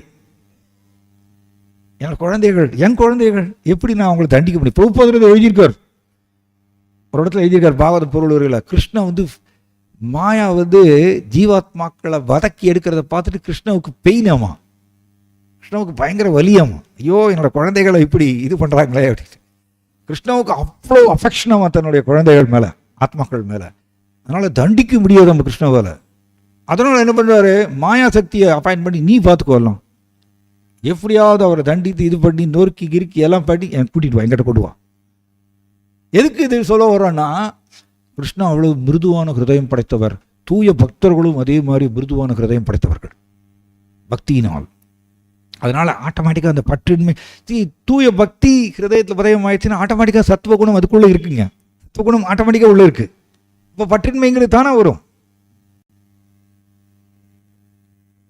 ஸோ யுதிஷ்டிர மகாராஜ் என்ன செய்கிறாரு, கிருஷ்ணவை லீலைகளை முடித்து கொண்டு போயிட்டாரு. நான் இதுக்கு இனிமேல் இருக்கணும் வேண்டாம். ஸோ ஒரு சைடு வஜ்ரநாபா. வஜ்ரநாபா ஐ திங்க் கொள்ளு பேரன்னு நினைக்கிறேன் இல்லையா? கிருஷ்ணவுடைய கொள்ளு பேரன். ஏன்னா கிருஷ்ணாவுடைய மகன் பிரத்யும்னன், பிரத்யும்னனுடைய மகன் அனிருத்தன், அனிருத்தனுடைய மகன் இந்த வஜ்ரநாபா, வஜ்ரா கொள்ளு பேரன், கிருஷ்ணாவுடைய கொள்ளு பேரன் அவர் இருந்தாரம்மா. யுதிஷ்டிர மகாராஜ் என்ன பண்ணுறாரு, மதுரா சைடில் கொள்ளு பேரனை சரி வஜ்ரநாபாவை அப்பாயிண்ட் பண்ணாராம்மா ராஜாவா. இந்த பக்கம் ஹஸ்தினாபுரம் சைடில் பாண்டவர்களுடைய பேரன் பரீட்சித் மகாராஜாவை அப்பாயிண்ட் பண்ணாராம்மா ராஜாவா. தானாக முன் வந்து செஞ்சாராம்மா, யாரும் ஃபோர்ஸ் பண்ணல. பிரபுபாருங்க எழுதியிருக்காரு, இப்போலாம் வந்து அரசியல்வாதிகள் வந்து விட்டு கொடுக்குறது இல்லாத சொல்கிறார். அரசியல்வாதிகள் வந்து பதவியை விடுறதுக்கு அவங்களுக்கு மனம் வரமாட்டேங்குது அப்படிங்க இங்கே எழுதியிருக்கார். ஸோ இவர் என்ன பண்ணார், இந்த பக்கம் பரீட்சித் மகாராஜா உட்கார வச்சார், அந்த பக்கம் வஜ்ரநாபா உட்கார வச்சார். இருபாட்டில் யார்கிட்ட எதுவும் சொல்லலையாமா. யுதிஷ்டிர மகாராஜா நேராக கிளம்பி போயிடுறாரு. ஒரு சாதரை எடுத்து போட்டுண்டு ஒரு கம்பு வச்சுட்டு நீங்கள் பாகவதத்தில் இந்த பிக்சர் பார்க்கலாம். பூமிக்கே பேரரசருங்க, அதை பற்றின்மை பாருங்க. அவர் நேராக கந்தமாதன மலையை நோக்கி போயிடுறாரு, தனியாக போயிடுறாரு அம்மா யார்ட்டையும் சொல்லாமல். பார்த்துட்டு அண்ணா இந்த மாதிரி போகிறார், பீமா உடனே அது தொடர்றாரு அம்மா. இப்படி எதுலேருந்து என்ன தெரியுது, பாண்டவர்களுக்கு ஆட்சி பொறுப்பு செய்யணும்னு அவங்களுக்கு இன்ட்ரெஸ்ட்லாம் கிடையாது. கிருஷ்ணா சொன்னதுனால அவங்க செஞ்சாங்க. உரிய வேளையில் கிருஷ்ணா லீலைகளை முடித்து கொண்டு போயாச்சுன்னா பற்றின்மை. எதுக்கு சொல்ல வரோன்னா, அந்த பற்றின்மைங்கிறது சத்வகுணத்தினுடைய ஒரு துணிப்பு.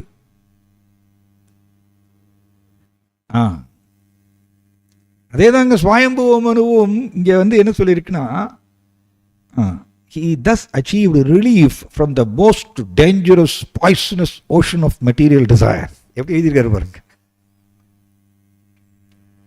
மோஸ்ட் டேஞ்சரஸ், மிகவும் ஆபத்தான விஷம், விஷமாமா ஜட உலக வாழ்க்கை எப்படி ஒரு விஷம் சொல்றார். இதை வந்து குலசேகர ஆழ்வார்னு சொல்றார்.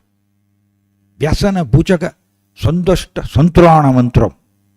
குலசேகர ஆழ்வார் முகுதம்பல சூத்திரால் இப்படி பாடுறார். வியசன பூஜக,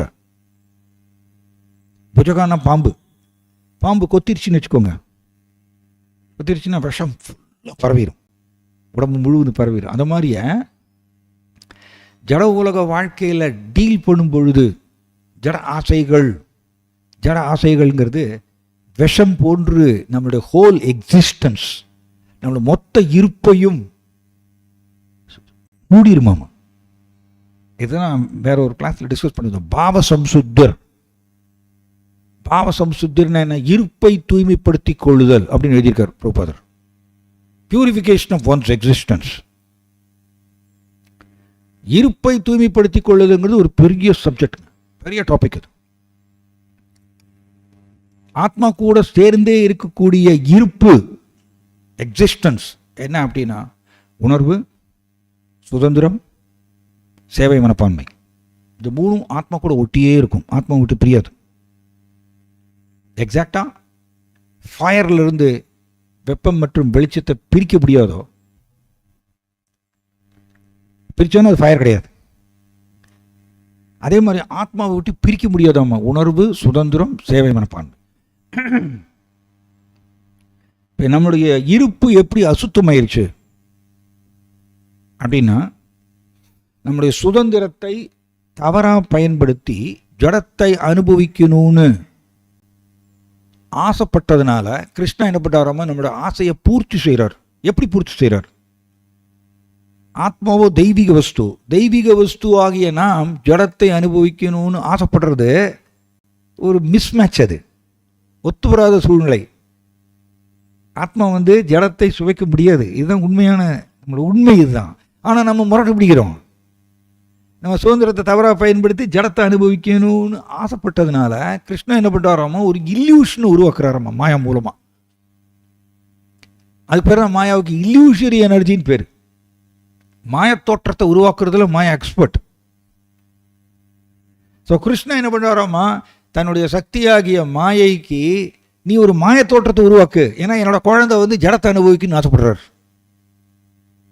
ஸோ ஒரு மாய தோற்றத்தை நீ உருவாக்கணும். அதனால தான் சுதந்திரத்தை தவறாக பயன்படுத்தி நான் ஜடத்தை அனுபவிக்கணும்னு ஆசைப்பட்டதுனால கிருஷ்ணா மாயா மூலமாக ஒரு இல்யூஷனை உருவாக்குறார். இந்த இல்யூஷன் தான் பொய் உணர்வு. ஒரிஜினல் உணர்வுலேருந்து திரிந்து போய் பொய் உணர்வு வந்தாச்சு. பொய் உணர்வு வந்ததுனால அடுத்தது நம்முடைய சேவை மனப்பான்மைங்கிறது, பொய் உணர்வு கான்டாக்ட் பண்ணுறதுனால சேவை மனப்பான்மைங்கிறது மாயாவுக்கு சேவை செய்வோம். அதனால தான் நம்மளுக்கு கிருஷ்ணருக்கு சேவைங்கிறது வரமாட்டேங்குது. இயல்போ கிருஷ்ணருக்கு சேவைங்கிறது வரமாட்டேங்குது. ஏன்னா பொய் உணர்வு கான்டாக்ட் பண்ணுறதுனால, புலன்களை கான்டாக்ட் பண்ணுறதுனால. இப்படியாக நம்முடைய மொத்த இருப்பும் அசுத்தமாயாச்சு. ஸோ ஒரிஜினல் உணர்வுக்கு பதிலாக பொய் உணர்வு வந்தாச்சு. சேவை மனப்பான்மைங்கிறது கிருஷ்ணருடைய நித்திய சேவகங்கிறது திரிந்து போய் மாயாவுக்கு சேவகனாயிட்டோம். அண்ட் சுதந்திரத்தை தவறாக பயன்படுத்துகிறோம். இப்படியாக நம்முடைய மொத்த இருப்பும் அசுத்தமாயிடுச்சு. இப்போ தூய்மைப்படுத்துவது, இருப்பை தூய்மைப்படுத்துவது நம்மளுடைய ரோல். அதான் பாவசம் சுத்தர். இந்த இருப்பை எப்படி தூய்மைப்படுத்துவது? எங்கே தப்பு பண்ணோமோ அங்கேருந்து சரி பண்ணணும். சுதந்திரத்தை தவறாக பயன்படுத்தினதுனால தானே பொய் உணர்வு வந்தது. அதனால தானே நம்ம மாயாவுக்கு சேவை செய்கிறோம். ஸோ நாம் சுதந்திரத்தை சரியாக பயன்படுத்தி, எல்லா நேரங்களிலும் சுதந்திரத்தை சரியாக பயன்படுத்தி ரிவர்ஸில் இப்போ ரிவர்ஸில் போய் நம்ம பொய் உணர்வு இதாகிறது பாருங்கள். சுதந்திரத்தை சரியாக பயன்படுத்தி எல்லா நேரங்களிலும் கிருஷ்ணருக்கு சேவை செய்தால் தன் கிருஷ்ணா என்ன பண்ணுறாராமா, நம்மளுடைய எல்லா நேரங்களிலும் இவர் சுதந்திரத்தை சரியாக பயன்படுத்தி எனக்கு சேவை செய்கிறதுனால கிருஷ்ணா திருப்தி அடைந்து பொய் உணர்வை கலைக்கிறார். பொய் உணர்வை கலைந்தால் ஒரிஜினல் உணர்வு வந்துடுது. ஸோ எதுக்கு இது சொல்ல வரோன்னா, இந்த ஜட ஆசைகள்ங்கிறது இங்கே என்ன சொல்லியிருக்கு, poisonous ocean of material desires. ஜட ஆசைகள்ங்கிறது விஷமாமா. இந்த விஷம் எப்படி தலையிலிருந்து கால் வரைக்கும் வேகமாக பரவுதோ பாம்பு கொத்திருச்சுன்னா, அதே மாதிரியா இந்த ஜட ஆசைகள்ங்கிறது நம்மளோட மொத்த இருப்பு அப்படி மூடிடுமாமா. அதனால ஸ்வயம்புவனும் பெரிய ரிலீஃபாக இருக்கு. பிரியபிரதன் வந்துட்டாரு. பிரியபிரதன் நாரத முனிவர்கிட்ட இங்கே எப்படி ஸ்வயம்புவன் என்ன பண்ணுறாராமா, நாரத முனிவர்கிட்ட பர்மிஷன் வாங்கிக்கிறாராமா. ஏன்னா நாரத முனிவர் வேற மாதிரி அவருக்கு பிரச்சாரம் பண்ணாரு. அதனால நாரத முனிவர் வருத்தப்படக்கூடாது இல்லையா. அதை முன்னாடியே டிஸ்கஸ் பண்ணியிருக்கோம். நாரத முனிவருக்கும் பிரம்மதேவருக்கும் பெருசாக இது கிடையாது, கருத்து வித்தியாசம் கிடையாது. ஏன்னா ரெண்டு பேருமே எக்ஸால்டட் பர்சனாலிட்டிஸ், கருத்து வித்தியாசம் வர முடியாது. அவரவர்கள் அவருடைய சேவை செய்கிறாங்க. நாரத முனிவர் அவருடைய சேவை செய்கிறார், பக்தியை பரப்புகிறார். பிரம்மதேவர் அவர் பிரஜாபதிகள் உருவாக்கி சந்ததியை விருத்தி பண்ணுறது அவருடைய சேவை. அது ரெண்டு பேருமே கிருஷ்ணன் கொடுத்த சேவையை செய்கிறாங்க. அதனால் அவர் ஒரு குறிப்பிட்ட சூழ்நிலையில் ரெண்டு சேவையும் மோதிர மாதிரியே தெரியுது. பட் நாரத முனிவர் ஒத்துக்கிறாராம், அப்படிதான் இங்கே சொல்லியிருக்கு. Narada was also very pleased.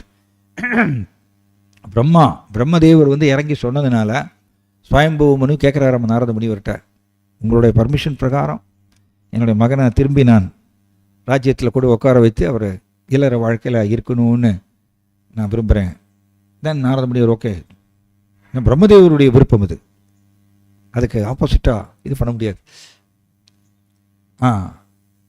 So இங்கே பிரியவிரதன் ராஜ்யத்துக்கு வந்த உடனே ஸ்வயம்புவமனு உடனே ரிட்டையர் ஆகிறார்.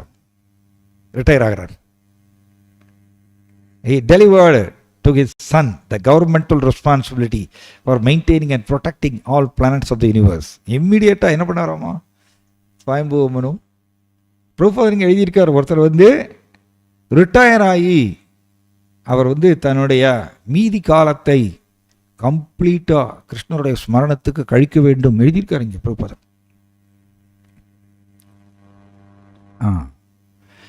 Such exalted kings who were known as Raja Rishis ruled only to maintain and protect the kingdom for the welfare of the citizens. So இவர்கள் material affairs have herein been compared to an ocean of poison. பிரபுபாதர் எழுதியிருக்காருங்க. இதெல்லாம் நம்மளுக்கு personal லைஃப்க்கு apply பண்ணணும். பிரபுபாதருடைய டீச்சிங்ஸை வந்து நம்மளுடைய சொந்த ஆன்மீக முன்னேற்றத்துக்கும் இதை பயன்படுத்தணும், அதே சமயத்தில் பிரச்சாரத்துக்கும் பயன்படுத்தணும். ஸோ என்னுடைய சொந்த ஆன்மீக முன்னேற்றத்துக்கு இந்த உபதேசத்தை நான் எடுத்துக்கணும். ஏன்னா இது வந்து ஒரு விஷமுள்ள ஒரு விஷக்கடல் அப்படி சொல்றார். ஓஷன் ஆஃப் பாய்சன், விஷக்கடலாமா. எது? ஜட விஷயங்கள். அதில் ஈடுபடும் பொழுது நம்மளுடைய மொத்த இருப்பும் அசுத்தமாகின்றது. அது வந்து அது அப்படி தான் நடக்கும். அதான் என்னோட இயல்பு அப்படி தான். ஆனால் இங்கே பிரபுபாதர் எழுதுகிறார், ஹரே கிருஷ்ண மகாமந்திரம், ஹரே கிருஷ்ண மகாமந்திரத்தை நாம் ஜபம் செய்யும் பொழுது இந்த பாம்பு கொத்தி விஷம் ஃபுல்லாக பரவுது இல்லையா, அதை மாதிரியே ஜட விஷயங்களில் ஈடுபட்டு நம்மளுடைய மொத்த சிந்தனை எல்லாமே மாறும். ஜட விஷயங்கள் அப்படி தாங்க. ஜட விஷயங்கள் ஈடுபடும் நம்மளுடைய சிந்தனை, ஆசை, முயற்சி எல்லாமே டோட்டலாக சேஞ்ச் ஆகும். அதான் பொய் உணர்வுடைய எஃபெக்ட் அது. அதுலேருந்து நம்மளை அந்த பாய்சன் நம்மளை பாதிக்காமல் இருக்கணும்னா நாம் சந்தஷ்ட சந்திரோண மந்திரம், ஹரே கிருஷ்ண மகாமந்திரத்தை நம்ம தீவிரமாக ஜபம் செய்யும் பொழுது நமக்கு அதில் அந்த பாய்சன் நம்மளை அஃபெக்ட் ஆகாமல் பார்த்துக்கலாம். ஸோ இங்கே ஸ்வயம்பு மனு பிரபுபாதரும் நீங்கள் பார்க்கலாம். பிரபுபாதர் என்ன சொல்கிறாருன்னா, இதெல்லாம் நுணுக்கமான கருத்துக்கள்ங்க. இதோட முடிச்சிடுறேன், டைம் ஆயிடுச்சு. பிரபுபாதர் தன்னுடைய சிஷ்யர்களுக்கு சொல்கிறாரு, எனக்கு நீங்கள் மேனேஜ்மெண்ட்டு எனக்கு ரிட்டையர்மெண்ட் கொடுங்க, நான் வந்து சாஸ்திரத்தை எழுதணும், ஸ்ரீமத் பாகவதத்துக்கு மொழிபெயர்ப்பு விளக்க உரை எழுதணும், என்னை எனக்கு ரிலீஃப் கொடுங்க, எனக்கு நான் ஒரு மரத்தடியில் உட்காந்துன்னு சாஸ்திரத்தை எழுதுகிறேன், இதுதான் எனக்கு வேணும் அப்படி சொல்கிறார். அதே மாதிரி இங்கே ஸ்வயம்பு மனுவும் பெரிய ரிலீஃபாக அவருக்கு ஒரு பெரிய பெருமூச்சு விடுறார்.